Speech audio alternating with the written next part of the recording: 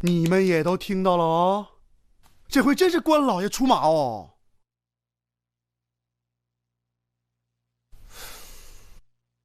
这次的案子确实蹊跷得很，死因很明显，致命伤在喉部。可是又有人证明，当晚只有死者一个人。所以我说吗？啊，这只有关公附体才能干出这事吗？这苏秋与人也并无恩怨，唯一算得上有仇怨的，也就是赵思南了。但是当晚他也不在，而且很多证人可以证明。不是，你是说苏夫人？就她那副可怜的样子，怎么可能？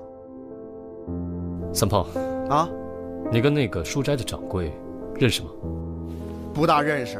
哦，不过听说那个书斋掌柜最近赚了笔大钱哦。谁？谁赚钱了？怎么赚钱了？快说！我就说你消息闭塞吧。那个书斋掌柜啊，他最近搞了一批什么古籍，哦，一倒手赚了不少钱呢。是苏秋卖给他的那些古书啊？对，就是那个。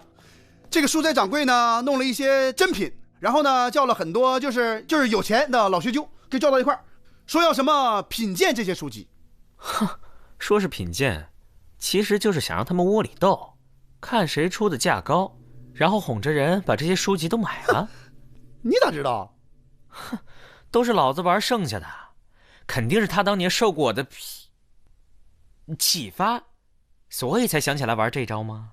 反正呢，不管怎么说，我听说他一有钱就带他老婆到处玩，反正到哪儿呢，他出手都是最阔绰的一个。带他老婆？这个我就不知道了，没准是小妾呢。那如果是这书斋的少奶奶，眼见着自己相公阔绰起来，而后悔自己跟了苏秋，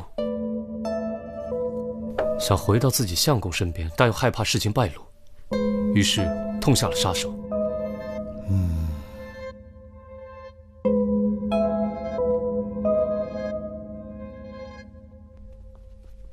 请。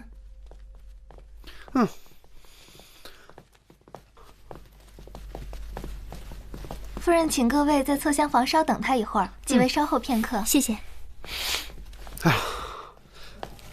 哎，你们说，为什么搞得神神秘秘的？不在大厅等着，把我们拉到这儿来干嘛？哼，你傻呀！现在这个夫人什么情况？她的夫君呢，不知道她在外面跟人私通，而她的情人已经死了，连个下家都没有。这种情况下，当然是能满则满了。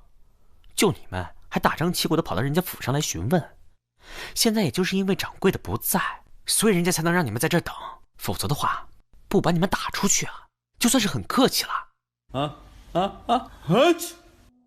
我就纳了闷儿了啊，怎么那么多人家喜欢养些花花草草，好闻吗？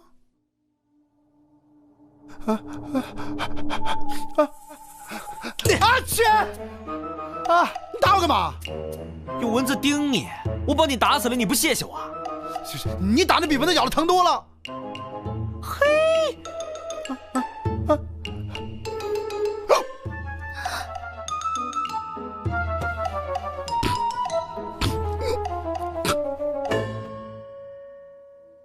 案发当时你去了哪里？昨天白天的时候，他托人带信儿给我，说让我去趟他家。我还纳闷呢，怎么能这么正大光明的去他家呢？到了以后，他才告诉我，他已经休了妻，说要同我私奔。私奔？我真是又喜又怕，同他商量了好久，我们才计划好路线。回到家以后，慌慌张张的过了一夜。今天早上，等我夫君出了门，我就说是细软，谁知道他……你是说，昨晚你跟何掌柜在一起？昨天你去他们家的时候，有没有吃什么东西啊？或者有没有喝茶呢？没有，我没有吃东西，也没有喝茶，我从来都不喝茶的。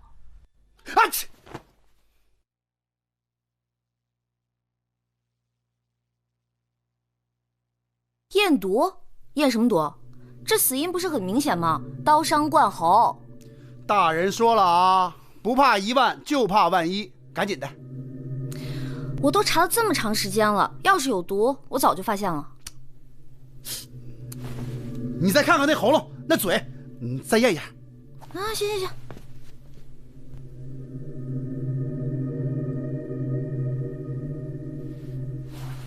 看到没有？没毒。不是啊？哦，对，来，你再验下这个。我说你有完没完？什么叫有完没完呢？这老大说了啊，工作要认真。你哪那么多废话？快！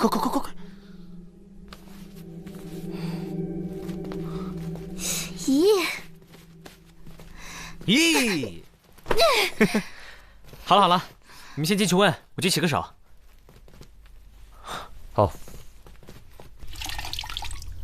我不知道他吃了什么，为什么这么问？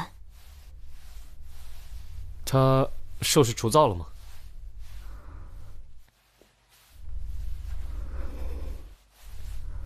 我没留意，可能是在外头吃的。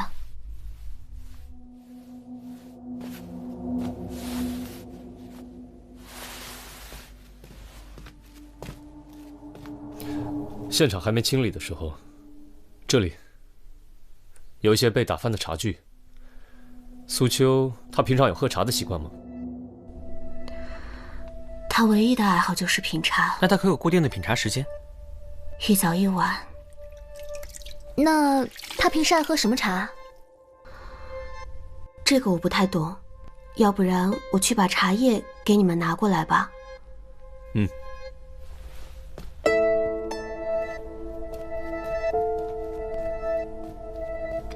这个。这是什么人送的？你怎么知道是别人送的？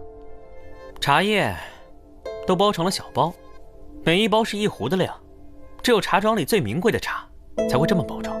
可这样也是为了防潮啊！防什么潮啊？费点料包的漂亮一点，是为了卖一个好价钱，还防潮？用这种小包，若是其中的一包下毒，别人就查不出来了。可苏家现在如此不景气，苏秋如何负担这茶叶的花销呢？是茶庄掌柜送的，他是苏秋的发小。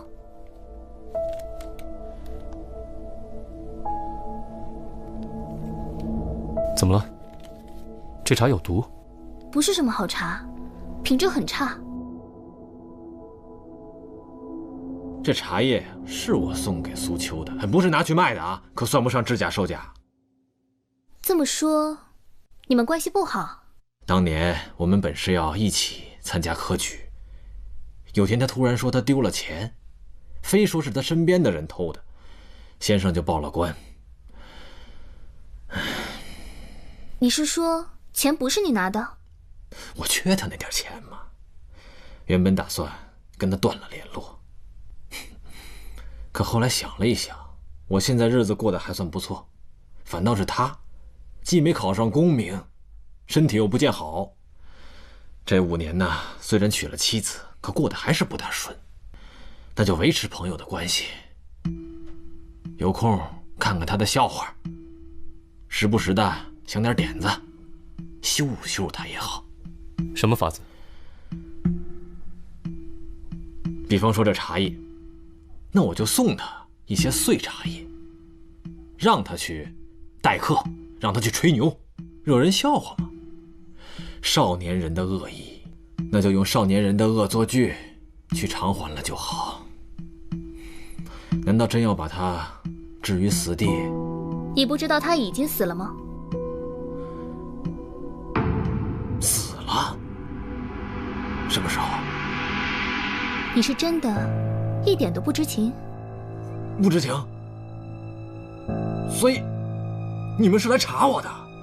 等等，你刚才说苏秋成亲了多久？5年。你确定你没有记错？不会错，不会错。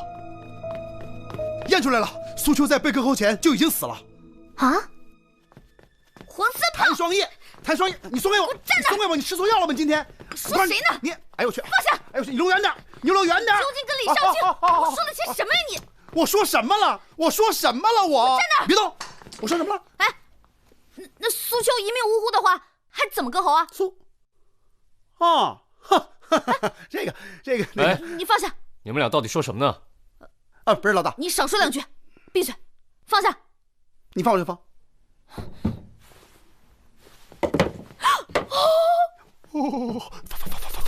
老大，那个，你说，少卿，我的意思是，苏秋即使没有被割喉，那天晚上也依然会毙命。之前三胖让我验毒，我还觉得很奇怪，在死者的喉部和肠胃，我都已经用针试过了，均没有发现有毒。后来我又仔细的检查了一遍，发现死者的喉部出现了急性水肿。水肿？你可听说热能动风的说法？热能动风？热了就热了，还能吹动啊？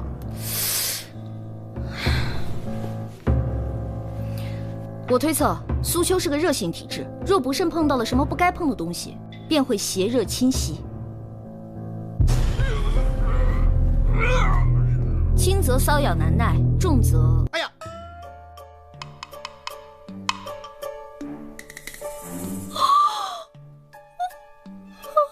老大，你是叫我去办案的吧？那什么，那个三胖。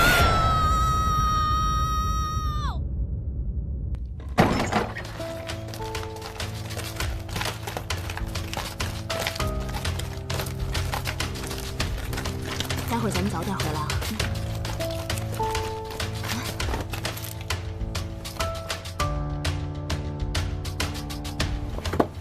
这谁啊？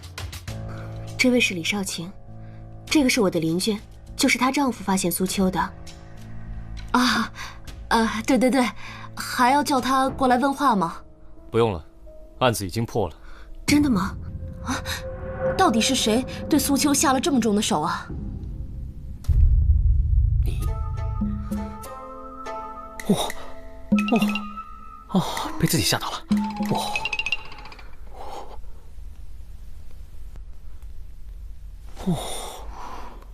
你们一定是弄错了。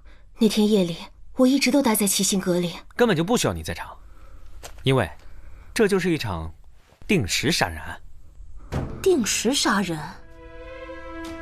我想请问一下，你跟苏秋成亲多久了？5年。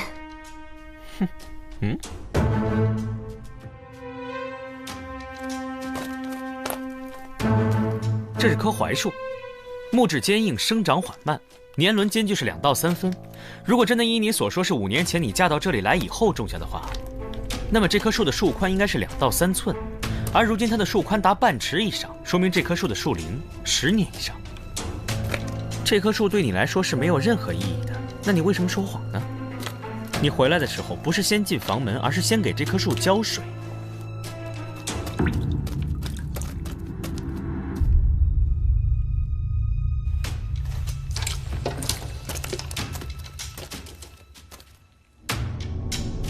是何原因呢？你并没有你表现出来的那么难过吧？否则你怎么还会有心情给无关痛痒的花木浇水？所以你在这件事上说了谎，来掩盖自己的异常行为。可是这件事情呢，你又不得不做，所以我就推测，你一定是想毁灭关键性证据。水里有毒！啊，这不可能啊！那我们喝的水也是从那井里打上来的，要是那水里真的有毒的话，我们早就死了呀。这水里面确实没有毒，可是即便是同样一盆花，有的人会闻到花香，有的人却会因为花粉不服而狂打喷嚏。阿嚏！苏秋对花生不服的事情，我想除了苏夫人，没有人会更了解了吧？那么在案发当日踏上的茶具里，怎么会出现细小的花生碎屑呢？这不就是一个很普通的杯子吗？有什么好验的？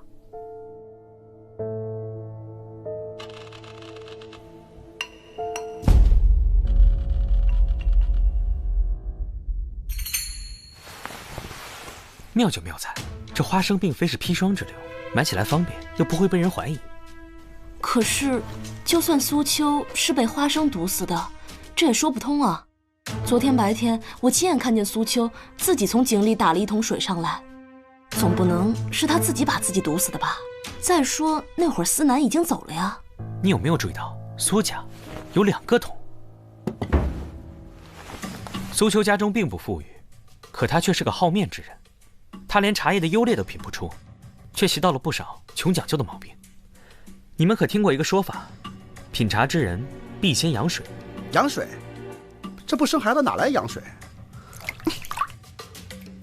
将井中的碎石放于水桶当中，静置一些时辰，会吸附土气，使水变得更加清澈。这就是养水。所以苏秋会备2个水桶，以方便使用。你只需要在临走的时候，在其中1个水桶里动手脚，就可以借苏秋之手完成杀人。哎，你慢点，我跟不上了。所以白天邻居看到苏秋用来打水的水桶，其实就是被你抹了花生汁液的那一个。但是呢，他没有立刻使用，因为你要留给自己充足离开家里的时间。所以你知道，在你离开家之后，苏秋一定会先饮用那桶已经静置过的水，然后这桶水还没有喝完，他会再打上1桶水用来静置。而这桶水正是你延迟杀害苏秋的凶器。我知道了，也就是说，他白天用你打的那桶水，到了晚上那桶水用完了，他就开始用自己打的那桶水了。学着点儿。所以你能准确推断出，他喝到这桶水的时间，正是他睡前品茶的这个时候。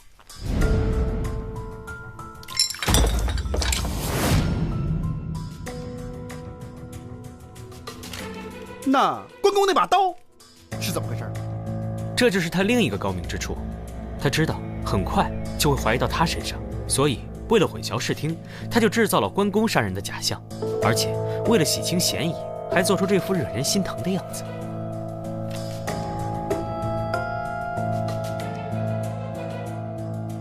可是他那天晚上不在现场啊。我观察过那尊关公像，普通的关公像呢，刀和象身是连在一起不能分开，而那尊关公像刀却是活动的，显然是有人故意而为之。不对，那他怎么知道苏秋肯定要用那把刀呢？其实更简单了，他只需要在离开的时候谎称关公像有损，把刀取下来放在供台上，然后再将家中所有的尖锐物品都收起来。你们可以去厨房看看，厨房里1把刀都没有，显然是被人收起来了。这就解释了为什么苏秋没有在家里做饭，因为他根本就找不到炊具。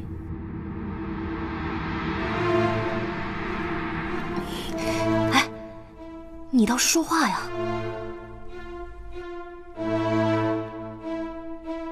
没错，你说的一字都不差，我就是这样把他给杀了。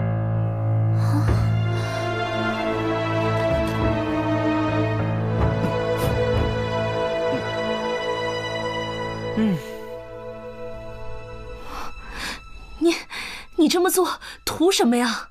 啊？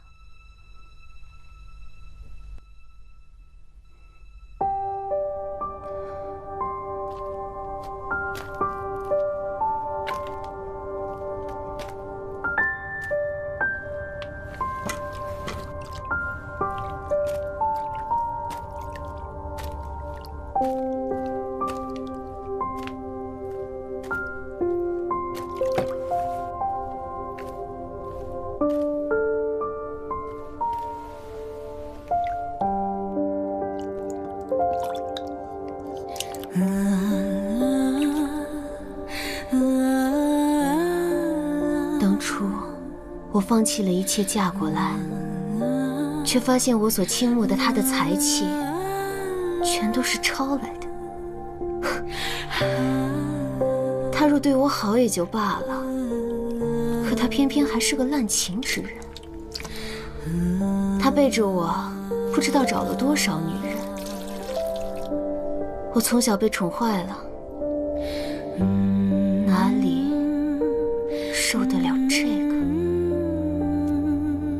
来一个我便插一个，一直这样吵吵闹闹的，我也就是忍了。可这次他竟然说要休了我。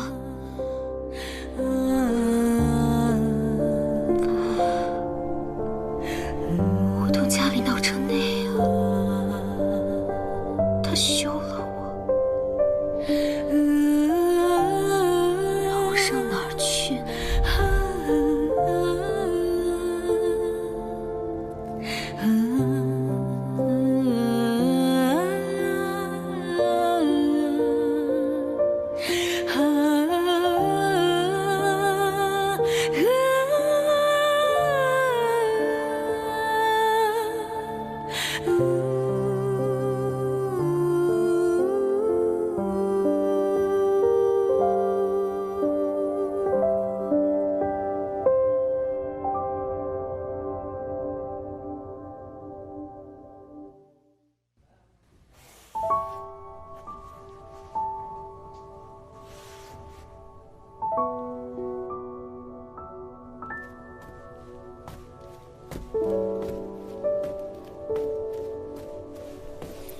紫苏姑娘，怎么了？这一晚上都没说几句话，谁欺负你了？没事儿，我就是有点累。我想，你爹不会让你嫁给那种人的。我要嫁的只可能是那几个贵胄子弟，个个飞扬跋扈、奢骄淫逸，能有几个好的？有好的吧？少！我这要是嫁错了人，被欺负，我总不能谋杀亲夫吧？如果真遇到这种事儿啊，我帮你杀，欺负你的一个不剩，来一个我杀一个，来一个我杀一个，我杀，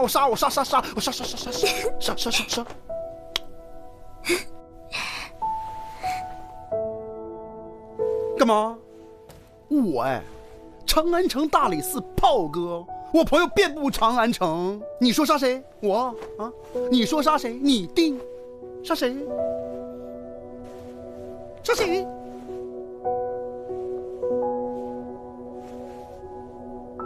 杀谁？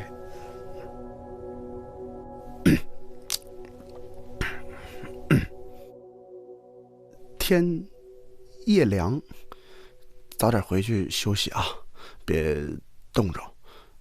那我先。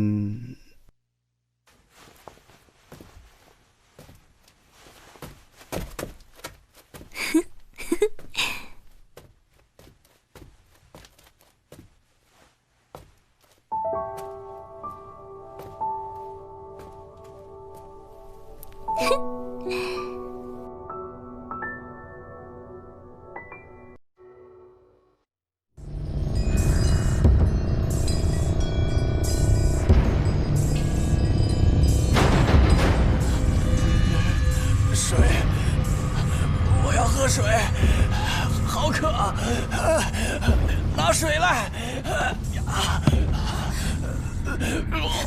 相公啊，相公，你怎么了，相公？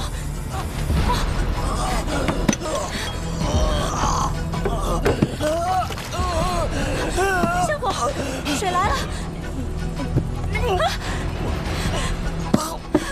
相公，你别吓我呀，相公！相公，相公，啊！相公，相公，你醒醒啊！相公，相公，来人呐！救救我，相公！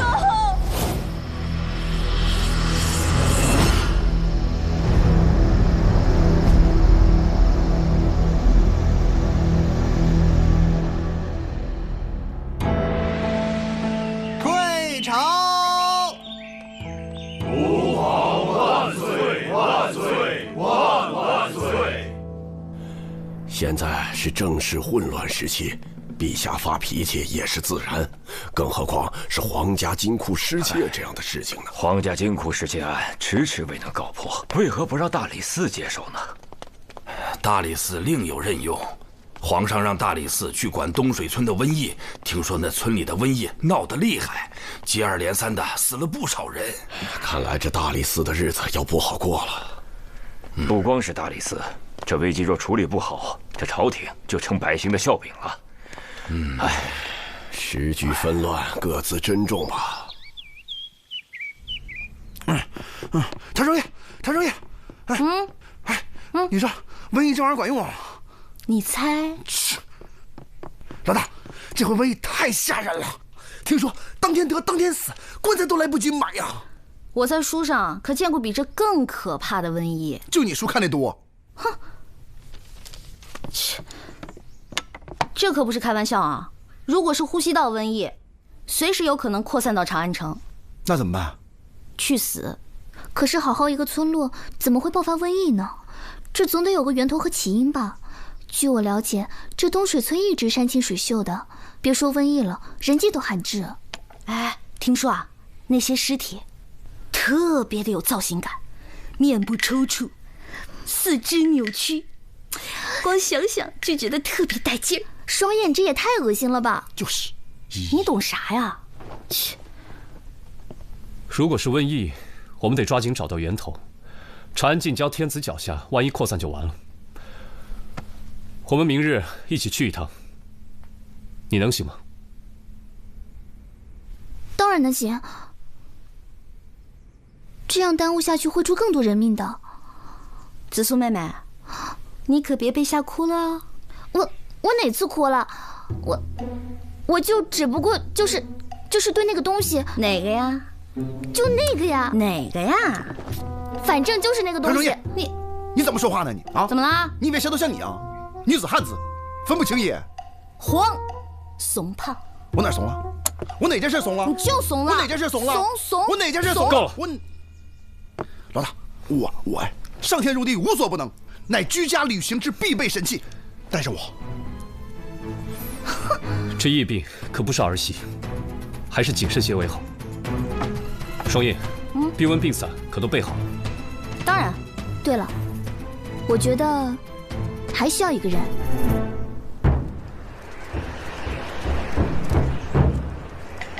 各位可爱的顾客们，我亲爱的长安好人们，今天凡社举行特别大促销，只要点购5个菜就可以送大家老板娘，也就是我。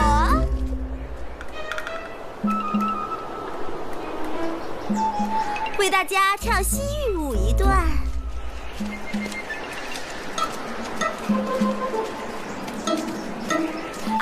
各位客官，亲爱的长安好人们，这位公子，你想看舞蹈吗？有烤饼吗？要多少啊？1个。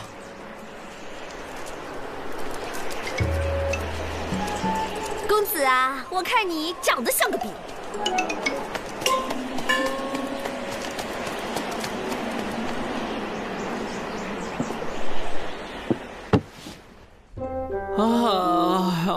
四娘，我饿死了，我已经1个时辰都没吃东西了。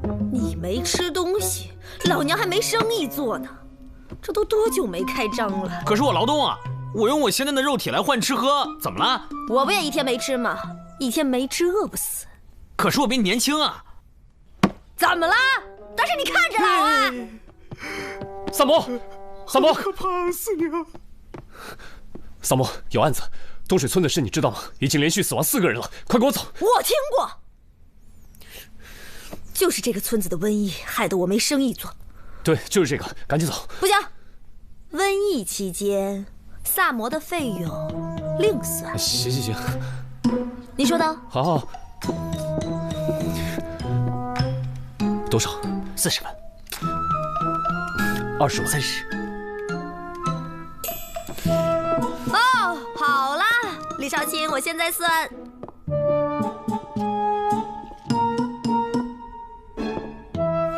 可以啊，你们2个。气死我了！我要爆发了，想砍人，老天派个杂碎给我砍一下呀！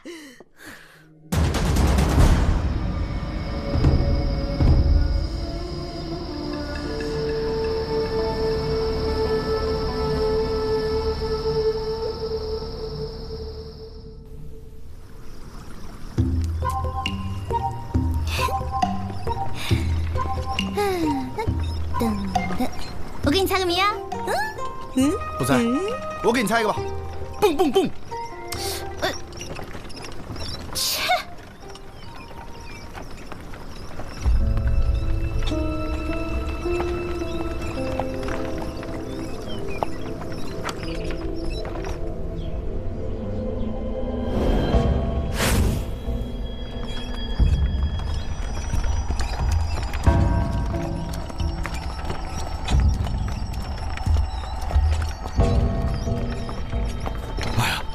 位官人辛苦了，辛苦了，辛苦了，辛苦了！一路奔波赶到我们这里来，真是感激不尽呐！李正让老小来到村口接应。别说这没用的，前面带路。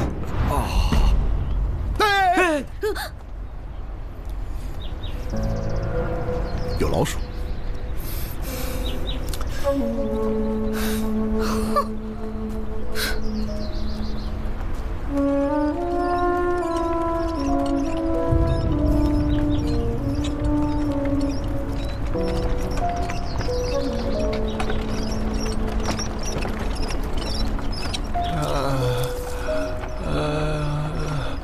尝一口吧。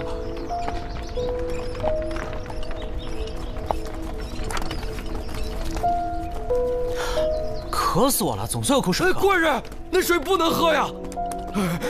那水可万万喝不得呀！怎么不能喝？为什么呀？哎呀，李郎他们就是因为这口井给咒死的。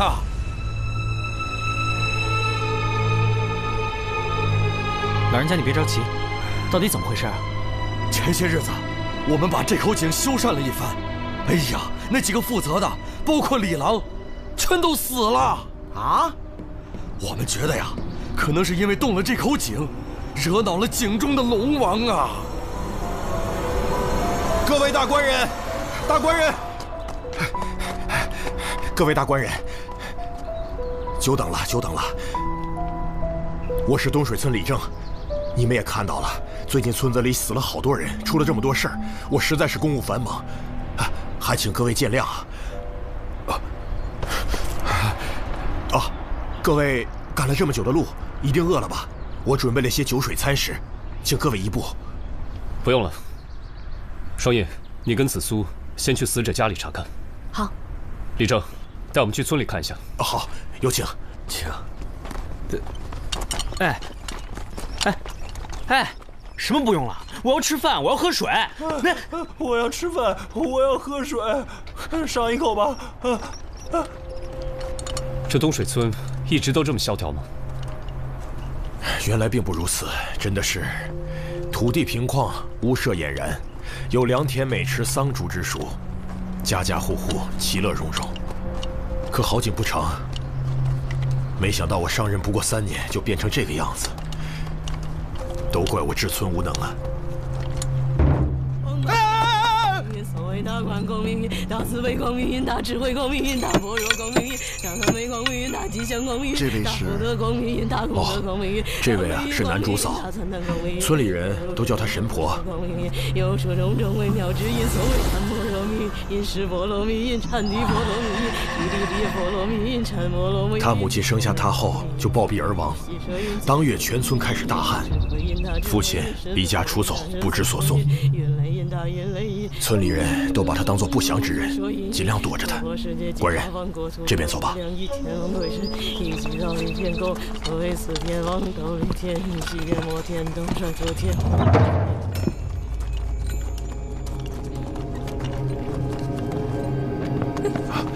官人来了，里面请。这位是我们这儿的仵作。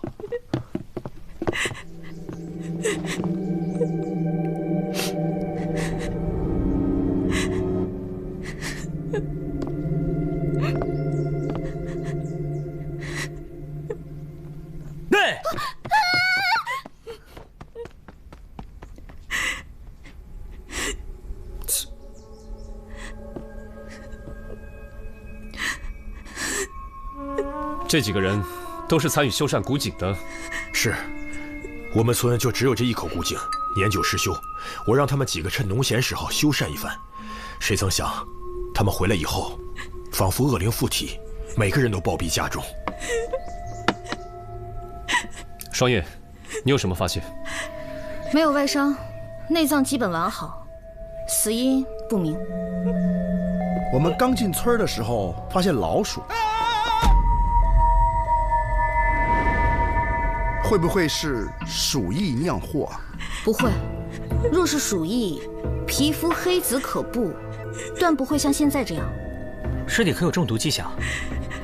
我用数种试剂测过，嘴角呕吐物和下身遗屎均未发现毒素。这样。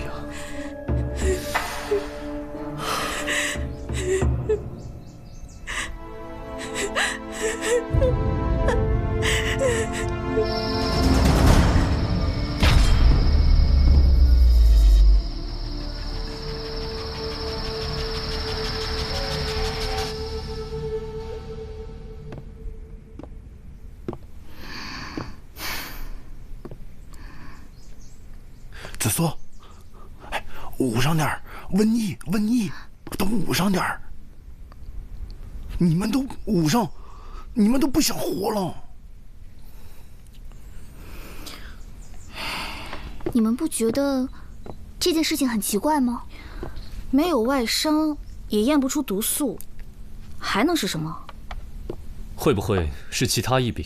怎么可能？4个死去的都是男丁，什么疫病啊？传男不传女啊？切！那就好。哎，紫苏，刚才那个刚死那个人啊，他的表情啊，特别像是被吸了魂魄。各位官人，这些日子辛苦，我来是想提醒各位，村子里晚上有宵禁，烦请各位留在屋中，尽量不要外出。啊？凭什么不让出门啊？又不是长安城，搞什么宵禁啊？哦，今天诸位也见到了，那个男主嫂啊，就是那个神婆，这些天她的情绪特别不稳定，我是担心。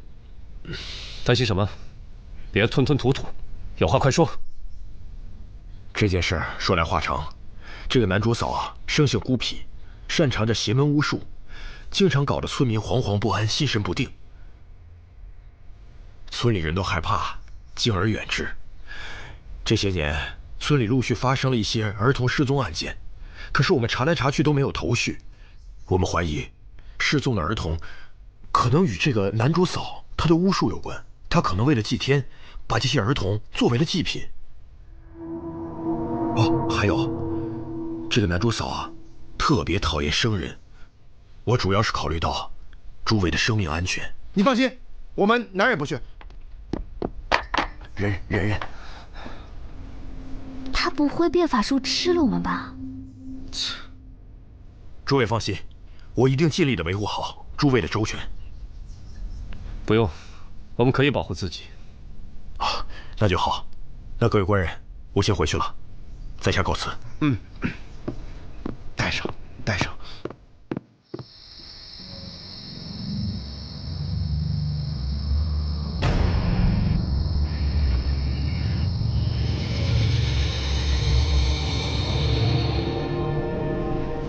哎，别跑！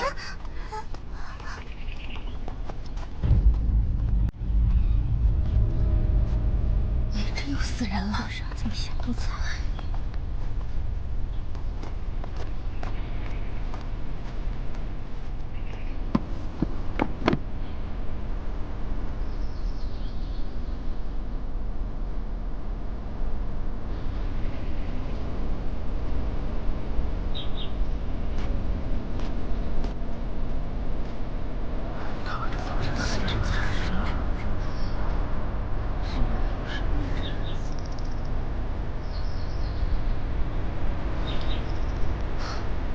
这2具尸体和李郎等4人一样，没有外伤，也没有查出毒素。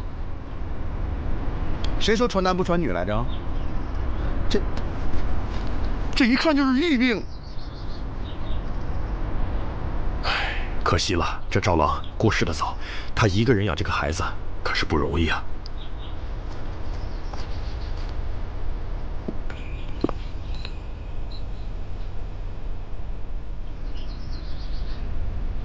赵兰芝，女，23岁；赵莹莹，女，5岁。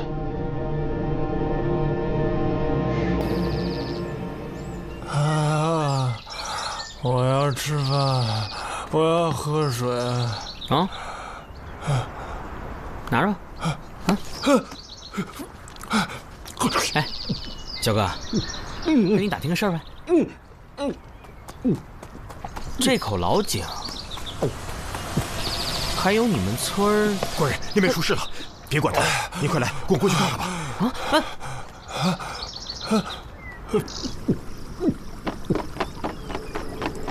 这个老巫婆，当场就不干了！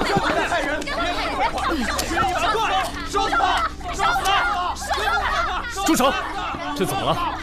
你们为何擅自抓人？李正下令搜查传染源，我在他家里发现了这些下蛊毒的符文，这说明疫病全都是这个老婆子惹的祸。烧死他！烧死他！烧死他！烧死他！烧死他！烧死他！住手！住手！住手！来人，把这老巫婆烧了！住手！烧死他！烧死他！烧死他！烧死他！烧死他！烧死他！你又想干什么？疫病的事情与这位男主嫂无关。这些符文怎么解释？作为一个神婆，有些符文很奇怪吗？他就是个灾星，如果不把他处置了，我们一天好日子都没得过。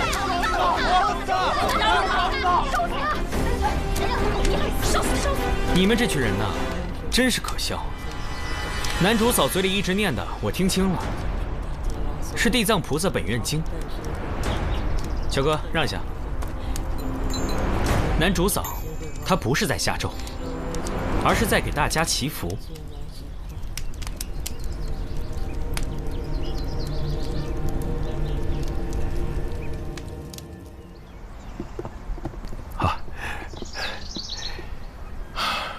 各位官人来村里办案，我本应周全款待，但是村里这样，我连一顿好饭都没让大家吃上。你也不必客气，我们来也是公事公办。诸位，我先干为敬。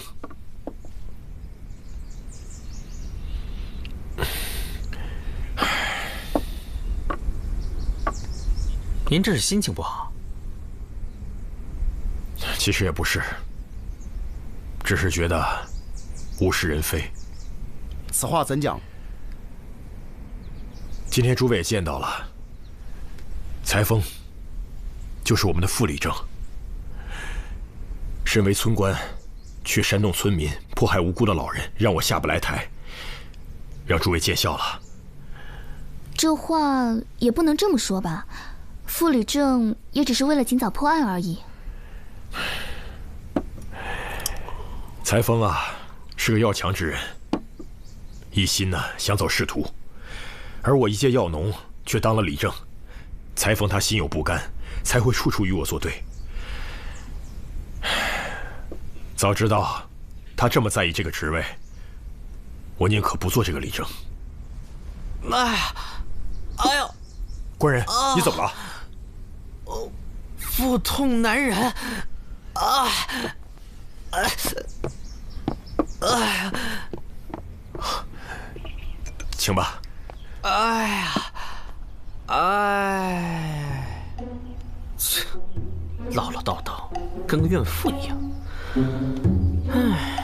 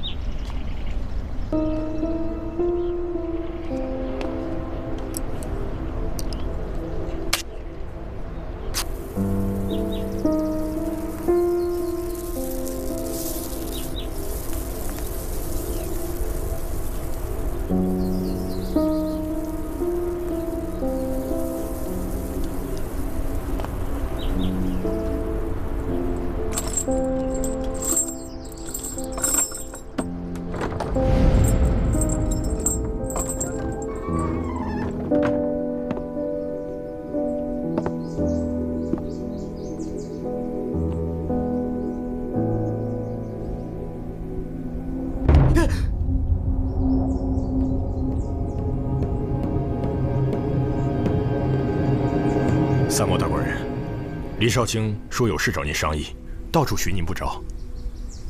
哎，我腹痛难忍，腹痛难忍。这里是寒舍贮藏粮食的仓房，大官人刚才不会……啊，没有。啊，是我多虑了，我引您去。哎，走吧。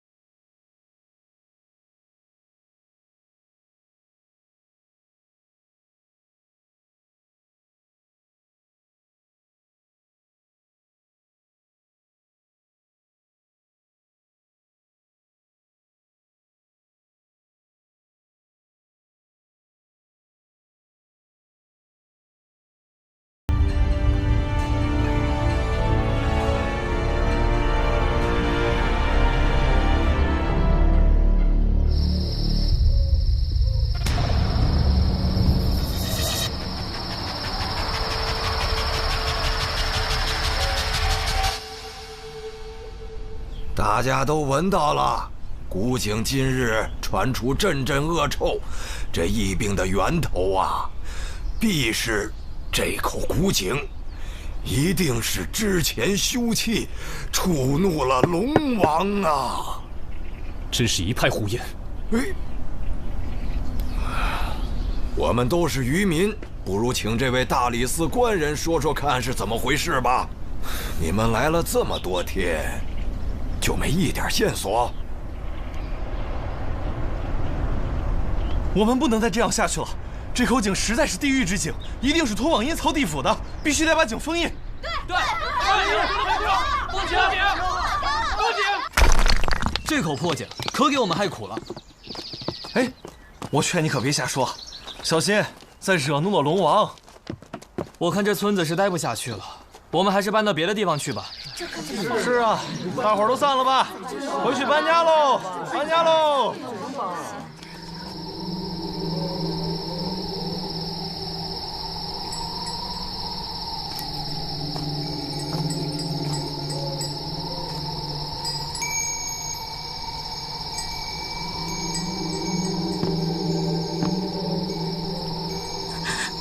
淑珍，你还好吧？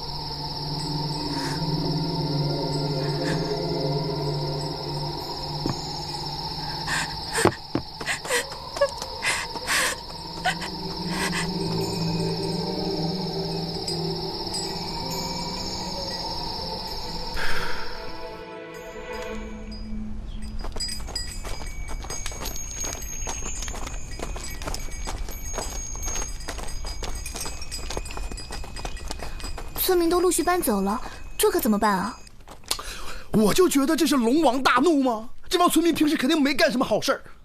哎，你怎么还玩那个鱼呢？事情已经真相大白了。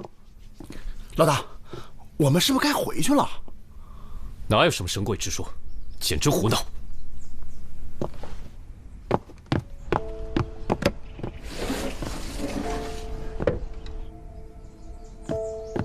哎，我告诉你们一件事情。怎么了？这个傅礼正对这个李七感情有点不一般。啊？哦，他俩能扯一块去？你发现什么了？昨天晚上他俩见面，从肢体语言上判断，他俩之前关系匪浅。傅礼正对李七应该余情未了。如果真的是这样，他杀害李郎的确是有可能。那其他村民是怎么死的呢？难道也是他？当年他费尽心思也没当上李正，心中肯定记恨那些村民。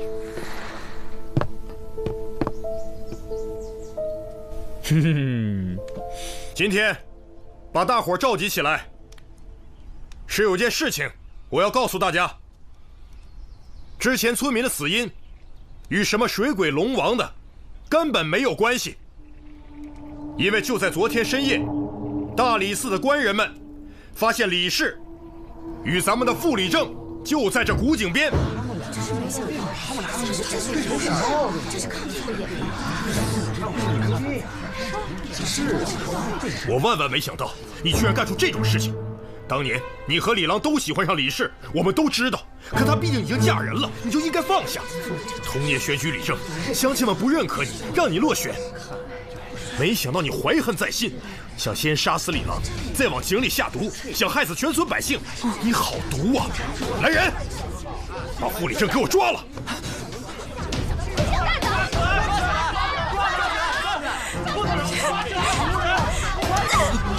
你这个畜生！亏你那碗庄好心安慰我，我要杀了你，为李郎报仇！带走！我要杀了你！我要杀了你！我要杀了你！我就没见过这么不要脸的人。可不是。怎么了？子苏，那个傅礼正一直不认罪，他死活都不说他下了什么药。你说这怎么给村民医治啊？那些喝了水的村民很有可能再次会有生命危险。哎，萨摩，你不是学过一点医术吗？都还没找出是什么原因，怎么医啊？那找些强身健体的药也行啊。好吧，好吧，我上山一趟，才能早又回来。哎，干嘛？你不在，万一有狼咋办？有你陪着我才安心。啊！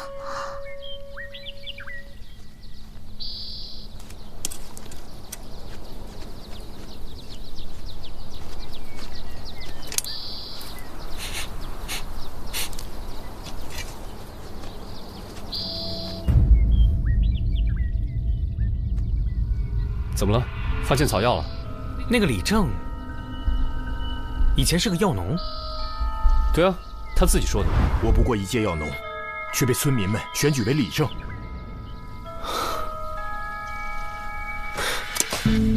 哎，你不采药了？不用了。那你倒是自己把东西背回去啊！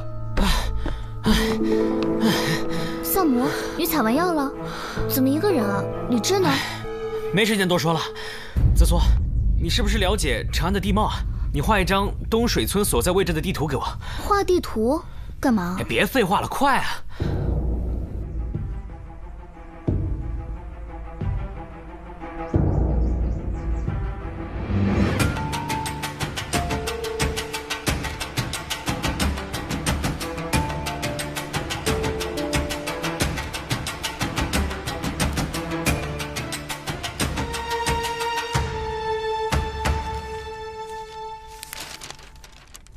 是这个吗？我也只能画个大概，可能有的地方也不太清楚。明白了。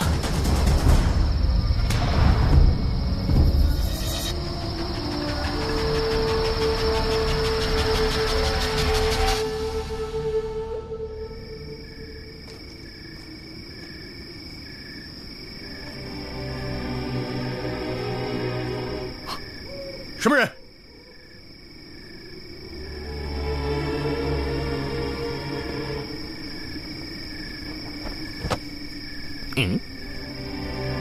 是萨摩大官人。这么晚了，您在这儿干什么？那这么晚了，你又在这干什么？傅理正被你们抓走了，现在只有我一个人负责全村的安危，我当然要巡夜了。刚好，我打着灯笼，送您回去休息吧。等等，关于这口水井呢，有个问题我一直没想明白。哦，这是一口水井，怎么会有恶臭呢？又怎么会有鱼呢？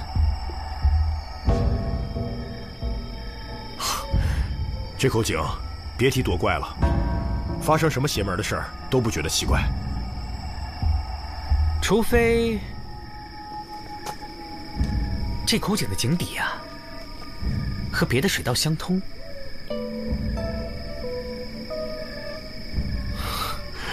萨摩大官人，这天色真的很晚了，我看您就别在这胡思乱想了，还是让我送您回屋休息吧。哎，这东水村真是块宝地啊！临近是皇家金库，宫中派了重兵，层层把守金库。但谁又会想到，这样一个小村落的水井里，却有一条连通金库的水道呢？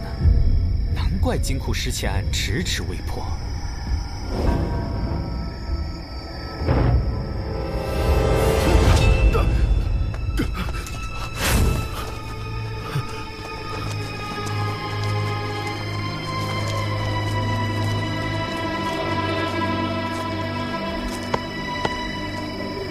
如果我没猜错的话，最初死的4人，正是帮助你挖通地道的吧？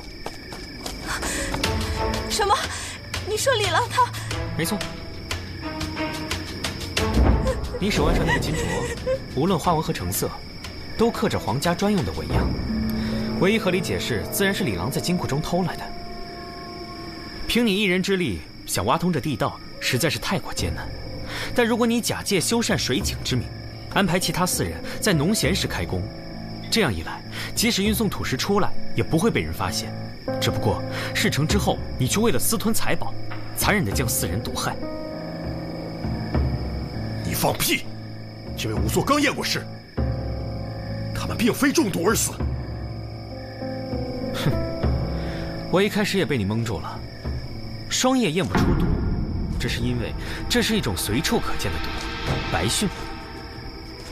白蕈能使人气管收缩、窒息而死。由于是菌类，使用后被胃液融合消化，血中的毒消失，所以不易被人发现。这种白蕈长在深山里。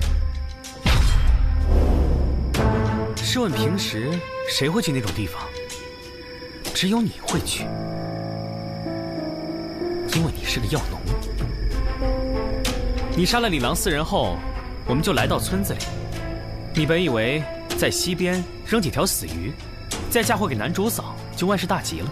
可你怎会想到会遇上聪慧过人的萨摩多罗呢？畜生！畜生！你为了陷害男主嫂，偷偷潜入他家里放巫蛊符文。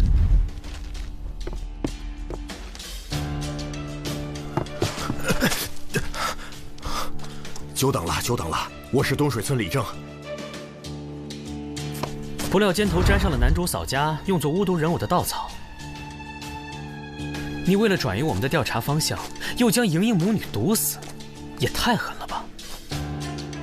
你作为一个李正，以保护村民为由，在村子里巡夜，便有了杀害母女最佳的作案时间。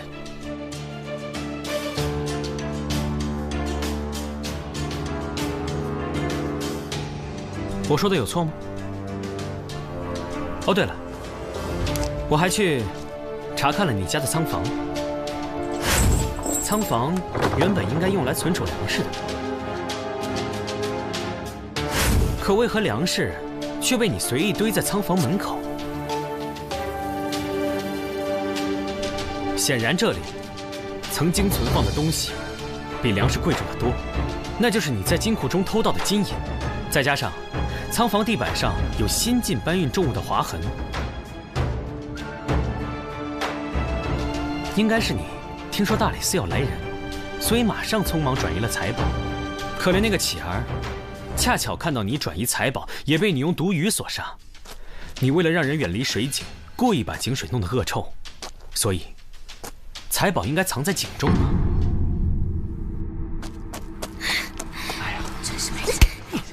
你个畜生，害死了7条人命，拿下！居然都是李正干的！他真是禽兽不如，天理不容啊！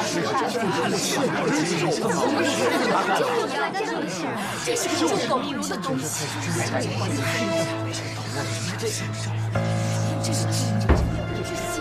那赃物现在何处？正如萨摩所言，已沉入井中。我来啦！